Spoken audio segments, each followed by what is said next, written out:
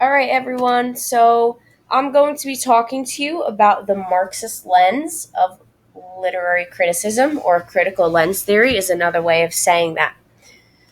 So, to start us off, you might be wondering what even is critical lens theory? You may have learned about this throughout your freshman and sophomore year, but if not, literary theories are just a means to understand the various ways in which we can read a text. So there are many different lenses. There's gender lenses and Marxist lens and psychoanalytical and historical and reader response. So again, these are just different ways which we can read and understand text. So a couple of quotes from a really great source on literary criticism. First one: the proponents of each theory believe that their theory is the theory, but most of us interpret text according to the rules of several different theories at one time. So if you think of how you read a book, you're not really focused on one specific ideology. You're looking at all different things as you read. But when you are using a critical lens, you only want to focus on that one specific concept. So, again, all literary theories are lenses through which we can see the text. If you think of it as literally putting on a pair of glasses, you are only seeing Marxist thought if you are looking through the Marxist lens. So, this should be a review from history, and I'm sure you've talked about it in your other English classes as well, but some core principles of Marxist thought. So, society shapes our thinking. We're always thinking of different social classes and groupings. Social and economic conditions directly influence how and what we believe and value. So, for an example, in our country, we are a capitalist society. So, we very much function on an upper, a middle, and a lower class. And the American dream, which we've been talking about with Gatsby, and we're definitely talking about it with Death of a Salesman, fits right into that. How can I make the most to live this happy, fulfilled life? On the other hand, and throughout history, this has been seen as an enemy, but Marxist thought, socialist thought, is all about equality and everyone working together for the common good. So, to elaborate, Marxism details a plan for changing the world from a place of hatred and conflict because of class struggle to a classless society in which wealth, opportunity, and education are accessible for everyone. So, again, taking out the competition of capitalism, who can make the most money, and providing a classless society where everyone has an opportunity. So, if we're connecting this to some real world ideas, one concept that is very similar to this would be subsidized healthcare. So, to connect to the news, Obamacare, that is healthcare for everyone. Everyone has the opportunity to get healthcare. So, that's kind of similar to this concept of everyone has the opportunity to get, have healthcare. All right, so when you are looking through this Marxist lens, these are some questions to ask. And this is what you are going to ask yourselves as you continue to read Death of a Salesman, because from here on out, you are only putting on your Marxist lenses. So, the first question: which characters or groups control the economic means of production? So, again, are there characters in the upper class? Or are we looking at characters who are in the lower class and struggling?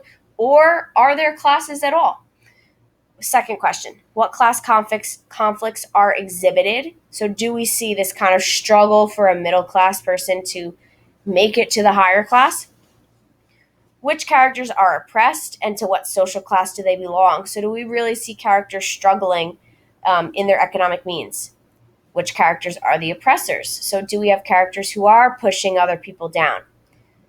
Does the work suggest a solution to society's class conflicts? So, this is an interesting one. This we might not see all the time, but is he going to present a solution to the classes and the struggles involved? What is the dominant ideology revealed in the text? So, again, are we seeing capitalist thought? Are we seeing socialist thought? What's the dominant ideology? Did the main character support or defy the dominant ideology? And I'm going to come back to this question a little bit later on in the unit. Whose story gets told in the text, whose story does not? So, again, Are we looking at a story from an upper class member? Are we looking at a story from someone in the lower class? And then lastly, what were the economic issues surrounding the publication of the text? This one is going to be very big for you guys because, spoiler alert, but Arthur Miller was accused of being a communist. So a lot of the criticism of economics and the American dream makes sense based on his beliefs. So you guys will do a little more research on that. All right, so to put this into perspective for you guys, I have the story of the itsy bitsy spider. So we all remember that from when we were a kid. The spider's trying to climb up the water spout, but the rain comes down and washes it away until the sun comes out. So let's view the itsy bitsy spider through a Marxist lens. So the spider symbolizes the working class and his ongoing struggle against the bourgeoisie, the upper class. The water spout is the myth of equality and the American dream. So he's trying and trying to climb it. He's trying to achieve the American dream. The spider continues to scale its heights only to be denied the fruits of his hard work. The rain is the bourgeoisie, impeding the progress of the spider and standing between him and his ultimate goal of true freedom and equality. So the fact that, the upper class is there kind of pushing down people in the lower class.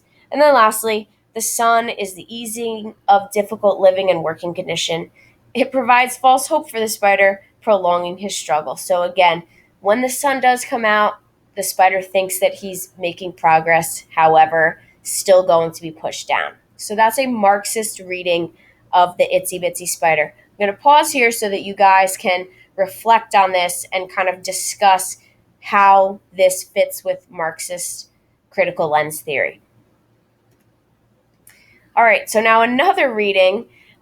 This one's a little more popular, but if you watch The Walking Dead, this TV show can be read through a Marxist lens. So the zombies embody the classic Marxist critiques of capitalism. They're just mindlessly devouring everything they can. So like capitalists who are just constantly trying to make more and more money. The zombies symbolize capitalism's need to constantly expand, exploiting or feeding on people to reach its end goal, which is merely to sustain itself. So again, the constant need for more and more and more. The main idea of Marx's Communist Manifesto is the elimination of private property. So again, no one should own things. Everyone should have fair and equal opportunity. The desire for profit is absent among the group of survivors. So I'm still talking about The Walking Dead here. They don't have selfish wants and needs. It's everything. Survivors need to rely on one another. Finally, another last point to read The Walking Dead through a Marxist lens is that not only does money never change hands, but it is completely obsolete in this society. So again, it's almost anti-capitalism in a way because there is no monetary gain. No one is trying to gain money. They're all working together for the common good of surviving. So again, this is the Marxist lens. We're going to talk more about this as we continue to read Death of a Salesman. But for you and your group, you will be focusing solely on viewing Death of a Salesman through a Marxist lens.